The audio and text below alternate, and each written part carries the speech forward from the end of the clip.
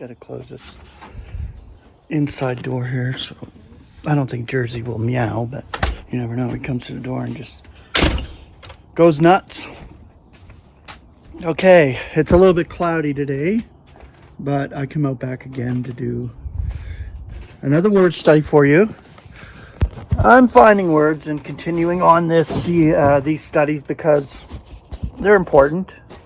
I think they're very important to understand these words, understand meanings, and understand what the scriptures say. But we got a word today, and I always think about growth, spiritual growth. Nothing physical, nothing of this world. I'm talking about spiritual growth from within and maturity in spirit, maturity in Christ, being a mature man. And God has given me so much growth. It's amazing. And it's through all the experiences that you have that you grow. And if you see the growth within yourself, that's a good thing. And I do see growth within myself. I know what God is doing with me.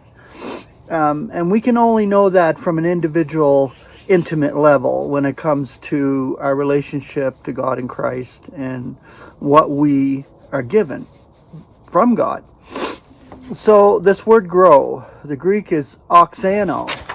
And I will show it, and I pronounce it oxano. The English element, simply grow up. And how many times have people said to me, grow up? Many times over my lifetime. I'm almost 60 now, but yeah. Sometimes my wife says, grow up. Still. After this many years. But, you know, it's just a matter of being conscious of your own disposition, I would say. And this is given by God, and you realize it in the face of God in Christ, what you are individually. But the concordant definition, make grow, increase by internal living development. I love it. Increase by internal living development. So we're growing within, from within, outward. This is a believer's life, growing from within outward. And it shows outwardly when you actually grow from within. So that's beautiful. That's a beautiful definition. Make, grow, increase by internal living development. Beautiful. The scripture, Colossians 1:6, which being present with you, according as in the entire world also is bearing fruit, and growing, according as it is among you, also from the day on which you hear and realized the grace of God in truth. I love it. Colossians 1:10, you to walk worthily of the Lord, for all pleasing, bearing fruit in every good work, and growing in the realization of God. So that's an internal thing, that you're growing in the realization of God. And the more you grow in the realization of God, the more you grow up. That makes total sense right there. It's beautiful.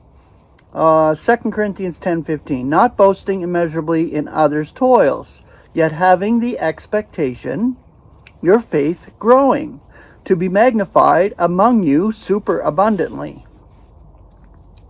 Ephesians 2:21, in whom the entire building, being connected together, is growing into a holy temple in the Lord.